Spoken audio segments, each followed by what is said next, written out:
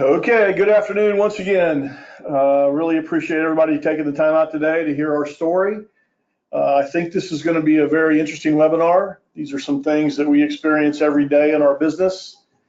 I will say we've got about 20-25 minutes to talk about an extremely complex subject, several lines of business. So I'm going to do my best to keep it moving along pretty good. And what we'll do is go for a little while and then open it up for questions.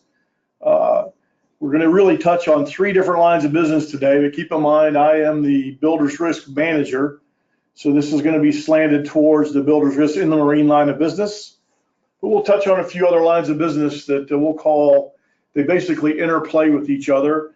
You as agents, if anything today, hopefully I spark your interest and you're going to have to dive into these subjects. There's a lot of legal precedent.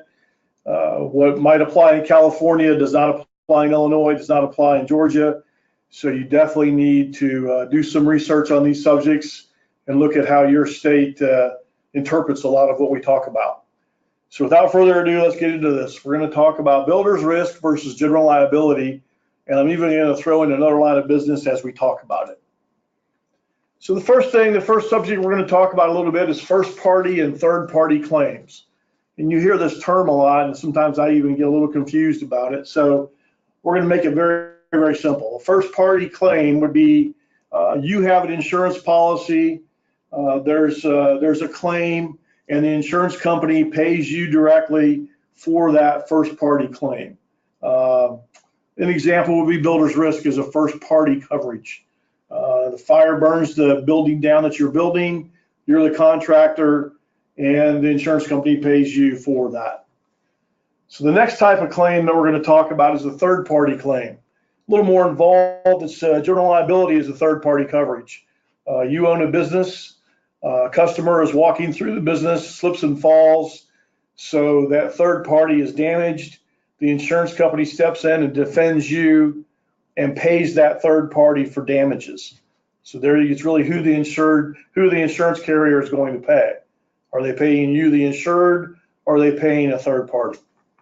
Kind of is going to make more sense as we get into that. So hopefully everybody understands first party and third party. So the next line of business I'm going to touch on very briefly is professional liability, because it comes into play. Think about what we're talking about today is a construction site, primarily from a contractor standpoint. So let's think about professional liability and how that differs from general liability and builder's risk. First of all, let's look at this coverage really quick. You can see that, yes.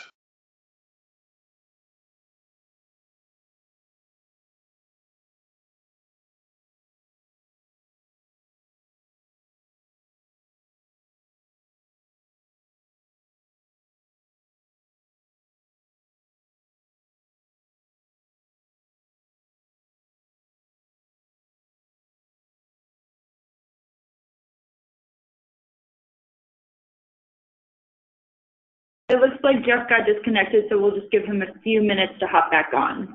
Apologies for the inconvenience.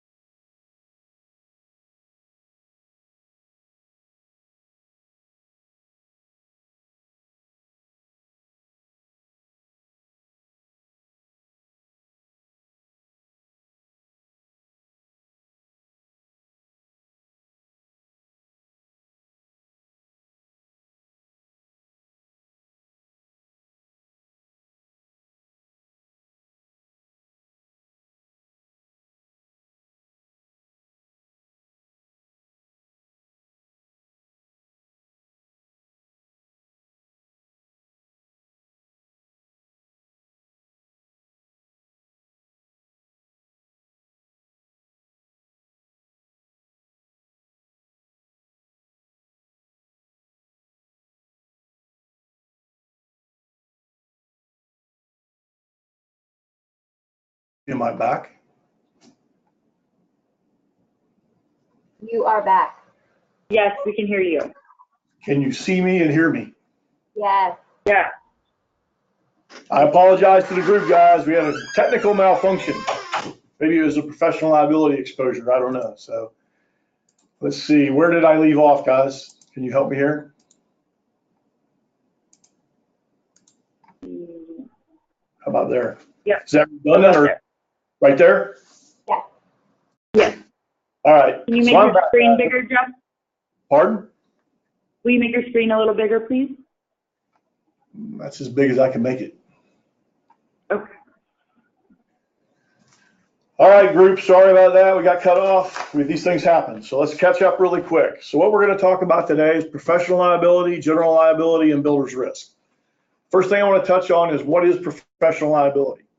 So it's also known as errors and omissions coverage or E&O coverage. Protects professionals against liability incurred as a result of errors and omissions once they are in their performing of their professional services. So think in terms of a doctor in medical malpractice or an architect for E&O. These policies usually cover economic or financial losses to third parties. So it's much different than the GL coverage and the builder's risk that we're going to touch on. So just keep it in mind. Sometimes we call it PL, professional liability, or E&O. General liability policy insures claims of BI, bodily injury, or property damage against a third party.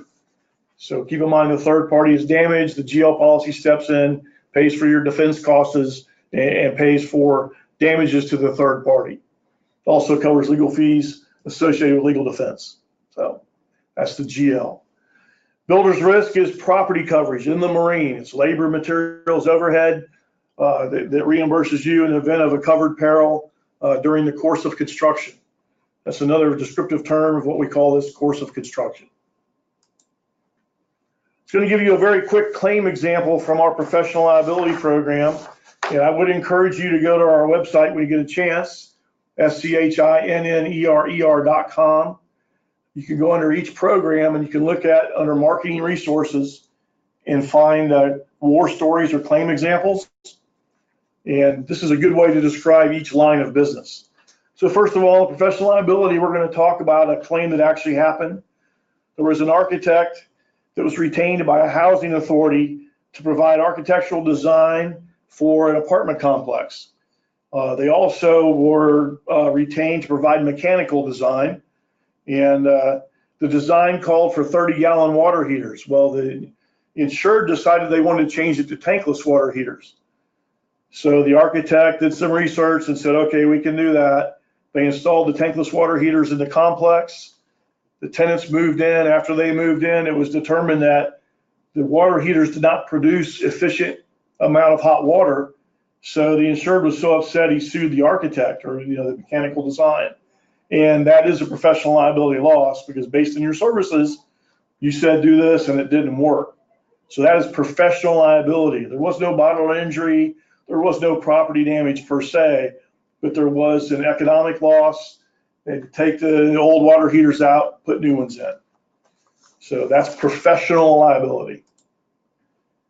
General liability claim example. We're going to keep one simple. I'm going to give you another one in a few minutes I think you'll find very interesting. So we have a contractor that has building a house, and the owner of the house comes by one day to show a friend of his the project that's being built. Well, a ladder falls over and hits the friend in the head and causes damage. So the contractor is sued because there's, based on his premises, his job site, that's general liability. It would pay for the medical expenses on the person that got hit with the ladder. Easy an example of a GL policy. Builder's risk, inland marine, first party coverage. It's getting to be that time of year. I don't know what happens here June 1st in the South, but things are already heating up a little bit out there. So we have a builder's risk policy. They're building a hotel. Here comes the hurricane. The windstorm blows the hurricane project, blows it apart. Builder's risk would repay you for those damages. Keep in mind there's windstorm deductibles and things of that nature, but that gives you an idea of a first party claim on builder's risk. Now when you really look at lines of business, You're going to look at things like the insuring agreement, and the next thing that I always look at is the exclusions.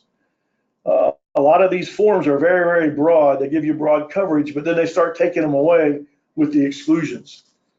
So one of the exclusions we're going to talk about today, and it's really the reason that general liability and builder's risk interplay on a given project. And I'm going to talk about that. But a common builder's risk exclusion is faulty workmanship. Design, specifications, workmanship, repair, construction, renovations, regrading, compaction. So basically what the form said is this is a first party claim, but we're not going to guarantee the work that our insured is doing. So if because of a claim something happens, where do you think they're going to get that coverage? I think what you'd have to do is go back to the E&O policy, and if a contractor did something wrong in his professional services, perhaps that's where the coverage would be. The GL might come into play, but then we have an exclusion on the GL policy that might also exclude a claim of this type.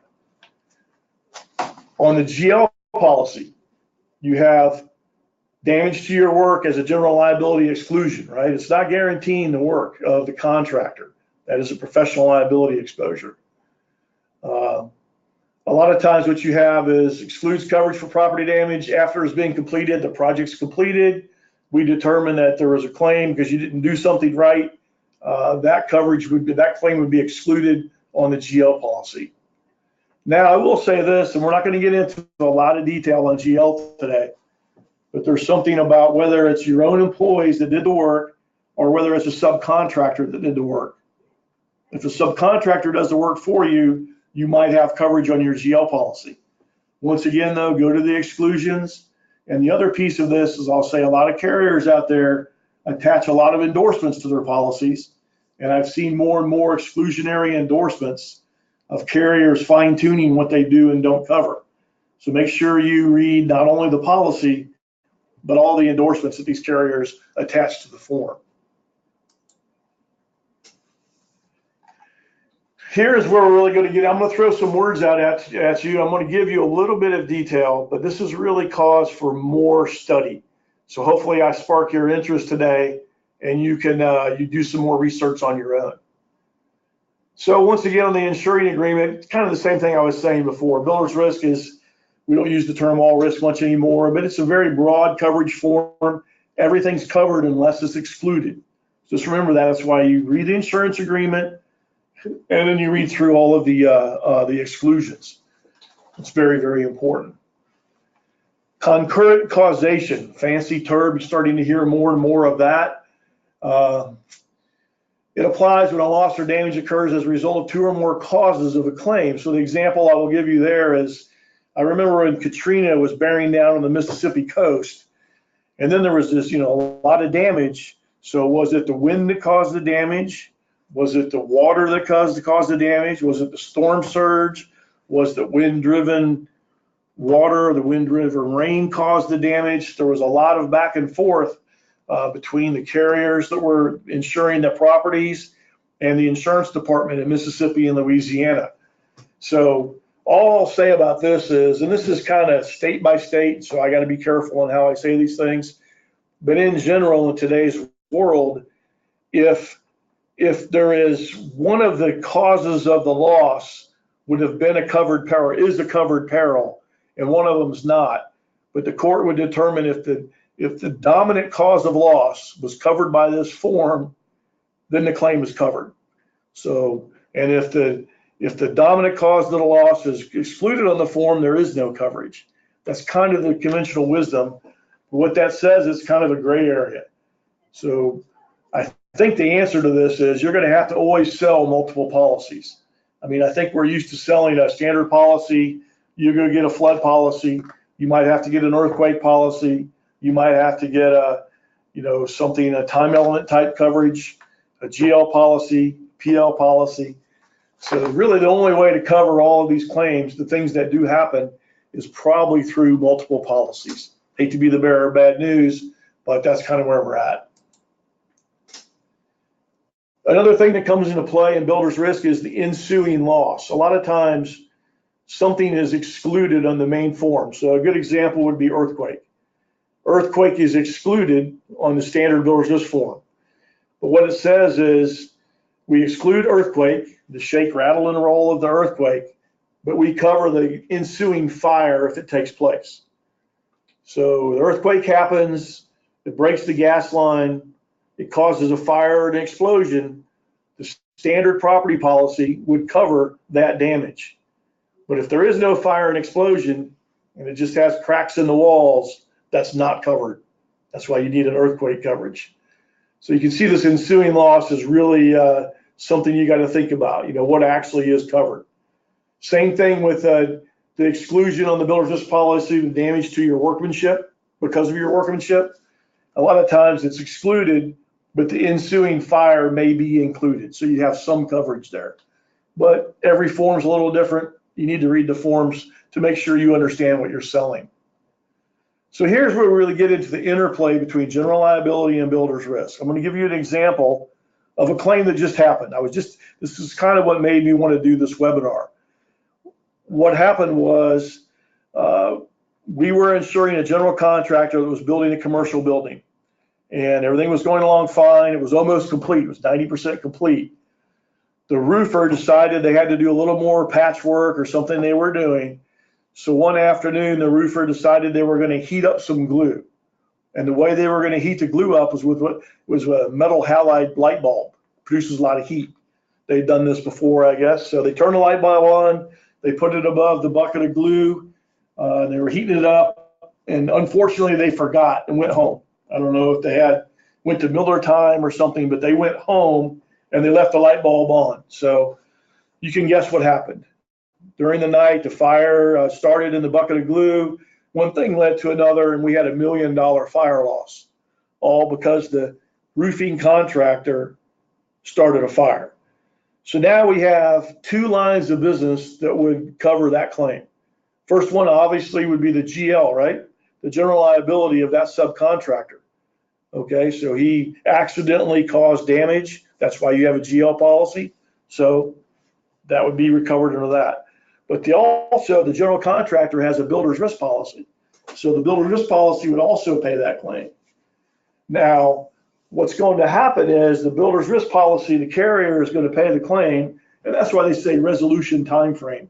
A lot of times you'll hear people say, oh yeah, I always claim it under the builder's risk, they pay quicker. It probably is true, but there are ramifications to your insured if you always pay the claim. What I mean by is you're a general contractor, and even though no fault of yours, one of your subs burns a building down, that's okay, I got builder's risk, I'm gonna get it paid. But what happens to the loss experience for the general contractor? It goes way up, and maybe the next time he tries to get builder's risk, he might not be able to get it at all, or he might have to pay twice as much. So the general contractor ends up paying the penalty on something that the subcontractor did. Just pointing that out. So normally what would happen is the builder's risk carrier pays the claim and then subrogates against the general liability policy of the subcontractor. Now I know you're all thinking, well, what if we hold, the general holds the sub harmless and there's no subrogation? Perhaps, perhaps not. I guess I don't really want to get into that now. And I know those, we could have a wrap policy where the subs are automatically covered under the general's policy. This is really, though, about protecting your insured. Remember that, and I'll get to that in a minute. So kind of wrapping some of this up and quickly would be kind of the so what of this. We have a GL policy, we have a PL policy, we have a builder's risk policy. What should I do as an agent? First of all, the projects themselves could be different. So a general contractor builds hotels.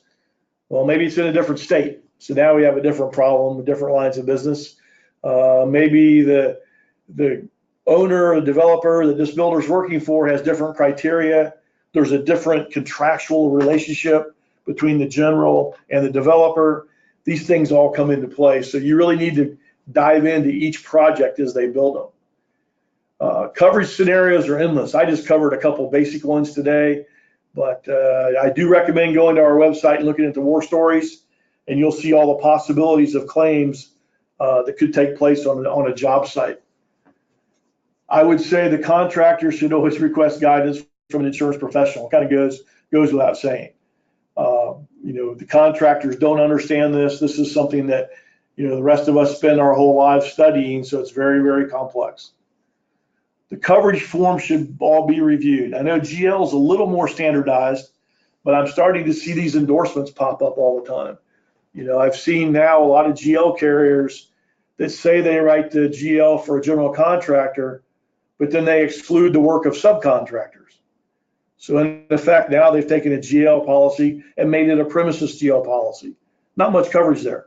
So I don't know how they explain that to the builders, but the thing is, you as agents need to understand the ramifications of that.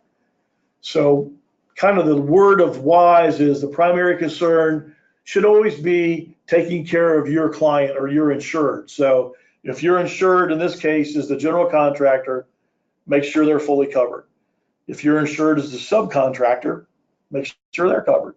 If you're insured as the developer or the owner of the project, they have a different exposure and you need to make sure they're covered. So I guess the bottom line and the message of all of this today is that for the typical general contractor of any size, I would suggest having a professional liability policy, a general liability policy, and of course a builder's risk policy. So all three really are necessary. These are not luxury type, frivolous type coverages.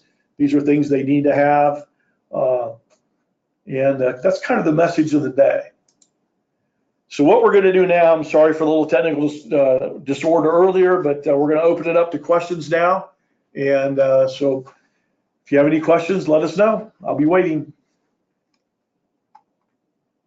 Okay, we have some questions that came through. Please keep in mind, if we don't get to your question on here, someone will reach out to you after the webinar and get your question answered that way. So the first question we have, Jeff, is how does the your work exclusion react when it comes to construction defect claims in litigation?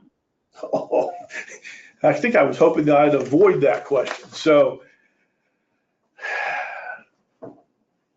it's really more of an involved GL question. So I'm going to punt on that one. But what I thought I was going to have to do today is probably have to put out some additional information. So why don't we do this? I think I can go ahead and answer to the group. Give me some research time, and I'll cover construction defects separately, because that is a whole nother ball of wax from the work exclusion. So we'll get you an answer. How's that? I just can't answer it right now. Sounds good. The next question is, are you saying it is best to get an E&O policy instead of having 11 to 85 completed operations endorsement on a GL policy? Yeah, man, I love these GL questions. These builders, I was hoping they'd ask builders those questions. What I'm starting to see more, and there again, this is just general rule of thumb, and I think part of it's going to depend on how litigious of an area you live in. That's safe to say. There's parts of the country that are very, very litigious. And so in those areas, if I was an agent in places like New York and California that are very litigious, and they were a contractor of any size, I would at least offer them a professional liability policy. I'd find them one. I think it's the best way to cover what we're trying to get to. Now, if it's a very small contractor, it's not a litigious area, perhaps you could expand the GL enough to cover what you need. So it kind of goes back to that, knowing your client and exactly what they need. And I think the complexity of the sheer size of a client. If you have a large contractor, they have more exposures. We know that. That's just a fact. So hopefully that helps. Okay, the next question says, so proximate cause is no longer precedent, question mark? So the answer to all of this is always the same. I mean, it depends on where you're located, but that concurrent causation is really what's taking precedent now. Starting to say what caused the claim, and was it the dominant cause of that claim? What peril caused that? Some states, joint and several liability, even though it's only 1% at fault, you could be, you still could be on the hook for everything. We're seeing a little less of that, thank goodness. So, I mean, once again, we're kind of arguing over the legal interpretation by state. And the answer to all of this is if we have proper limits, we should be okay, right? So what is the proper limit? And that's a subject for another webinar, but I would sell the highest limits that your insured could afford. How's that? I think that would make sense. All right, this will be the last question. Is a builder's risk policy something the property owner purchases or the general contractor? Finally, a builder's risk question. I like that. So the question is, does the contractor purchase a builder's risk or does the owner purchase it? It's both ways. If you really looked at the industry as a whole, it's probably half and half. So it usually comes down to at an agency level is who's your insured. If your insured is the general contractor and you're purchasing the policy in their name, so be it. I would always add the owner if you could as an additional insured, but I would take care of that general contractor. Same thing for the owner. If the owner requires the builder's risk policy, maybe contractually they buy it. Most builder's risk companies are going to require the basic underwriting information on the building entity, because they're going to make sure who's ever building the project knows what they're doing. But once again, it can be in their name too. So it can really be either one. Okay, thanks, Jeff. As I mentioned, if your question didn't get answered, we'll try and get back to you in the next few days. And we will be sending out a recorded version of this webinar as well as the presentation. Thank you all for joining, and we apologize for the technical issues. Yep, apologize for that, guys. And if you got any questions, contact me anytime. I appreciate it. Have a great day.